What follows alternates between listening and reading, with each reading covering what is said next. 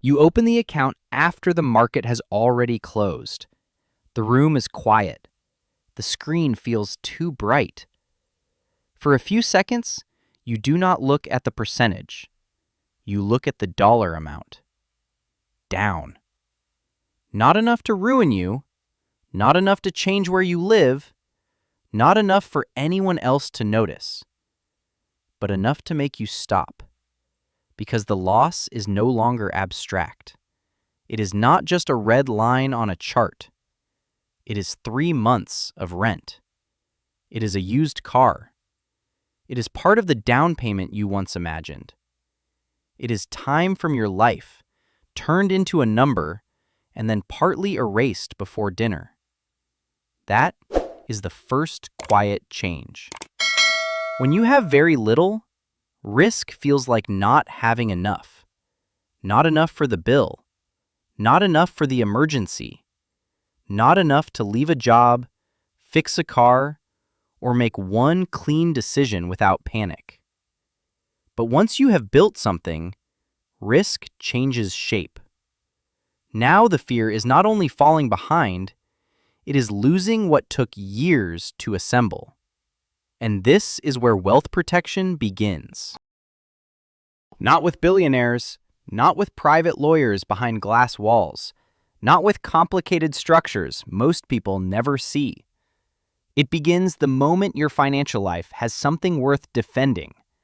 At the lower levels, protection means surviving impact, a bad month, a medical bill, a market drop, a mistake you should have caught earlier. At the higher levels, protection becomes something else. It becomes architecture, a way of designing your money so one shock cannot touch everything at once. Because wealth is not only measured by how much you can gain, it is also measured by how much damage your system can absorb without breaking. Level 1. Fragile control. At this level, everything is close to you. Your checking account, your savings account, your brokerage account. Maybe a retirement account you check more often than you should. Maybe a few stocks you researched late at night. Maybe an ETF you trust, a crypto position you regret, or a spreadsheet that makes your finances feel more organized than they really are. You make the decisions. You choose what to buy. You choose when to sell. You decide how much cash to keep and how much risk to take. There is pride in that. No one stands between you and your money. No advisor filters your choices. No committee slows you down. No institution tells you what you are allowed to do. It feels like freedom. And in one sense, it is. But fragile control has a hidden limit. When every decision depends on you, every weakness also belongs to you. A market drop touches your confidence. A job loss touches your cash. A scam tests your judgment. A tax mistake touches money you thought was already yours. One emotional decision can undo months of discipline. You are in control, but control is not the same as protection. Control means you can move the money. Protection means the money can survive when you are tired, afraid, distracted, or wrong. And eventually, if control alone no longer makes you feel safe, you start looking for the first real layer of defense. Level 2. Basic defense. The first layer of protection does not look impressive. It does not feel like power. It does not come with private access or complex documents. It looks ordinary. A savings account you do not touch. An automatic transfer that happens every month. An insurance policy sitting quietly in your email. A credit card balance paid before it turns into pressure. But this is where your money stops being completely exposed. Before this level, every surprise reaches you directly. A repair bill becomes a crisis. A medical expense changes the month. A market drop makes you wonder whether you should sell, not because the investment is wrong, but because life might need the cash first. Basic defense changes that. It does not make you wealthy faster. It does not create status. It does not impress anyone watching from the outside, but it gives your financial life a small layer of shock absorption. For the first time, not every problem becomes an emergency. Not every red number demands a reaction. Not every bad week gets permission to reach your future. You still feel risk, but risk no longer touches everything immediately. And that matters, because wealth protection begins with the ability to stay still when pressure arrives. Level 3. Separated assets. Then, slowly, you notice a different problem. Your money may be safer than before, but it is still too close together. Personal spending, investing, taxes, business income, emergency cash, retirement accounts, and future plans all live inside the same mental room. The accounts may be separate on the screen, but behind them, the structure is still loose. So, you begin separating things more deliberately. Personal money stays personal. Business money moves through its own account. Tax money is not treated like available cash. Retirement assets are left alone. A brokerage account is no longer confused with an emergency fund. And if you have a side business, you begin to see it differently. Bookkeeping matters. Contracts matter. Liability matters. You start asking whether your name should be attached to every risk you take. This is not just organization. It is the first sign that you understand exposure. Protection begins when your money is no longer one exposed pile. But separation reveals the next weakness. The pieces may now be apart, but they are not yet coordinated. Tax, law, debt, insurance, and investment decisions are still moving separately, waiting for the moment they need to speak to each other. Level 4. Coordinated protection. The next change is quiet, but important. You stop treating every financial decision as its own event. Before you sell an asset, someone asks what the tax consequence will be. Before you enter a private deal, someone asks what liability could follow you home. Before you start a business, someone asks where the ownership should sit, who signs the documents, and what happens if something goes wrong. The question is no longer only, is this a good decision? The question becomes, what else does this decision touch? This is where protection starts becoming coordinated. A CPA sees the tax impact. An attorney sees the legal exposure. A planner or advisor sees the effect on cash flow, investments, and long-term goals. Each person is looking at a different part of the same structure. For the first time, your financial life is not just a set of accounts, it is a system of consequences. A stock sale can affect taxes. A business contract can affect personal risk. A loan can affect flexibility. An investment can create obligations you did not notice at first. You are no longer just buying advice. You are buying coordination. And coordination changes the feeling of wealth. Decisions slow down, but they become cleaner. Money does not move only because an opportunity appears. It moves after someone has asked what damage the opportunity could bring with it. But this level still has a weakness. The protection depends on timing. You have to ask the right question before the mistake happens. You have to bring the right person into the room before the document is signed. And eventually, protection cannot depend only on advice. It also depends on access. Level 5. Liquidity and access. At this level, your assets begin to change how institutions respond to you. The difference is subtle from the outside. No one announces that the system is treating you differently. But emails are answered faster. Calls are returned sooner. Options appear before pressure arrives. You may have a credit line secured against assets.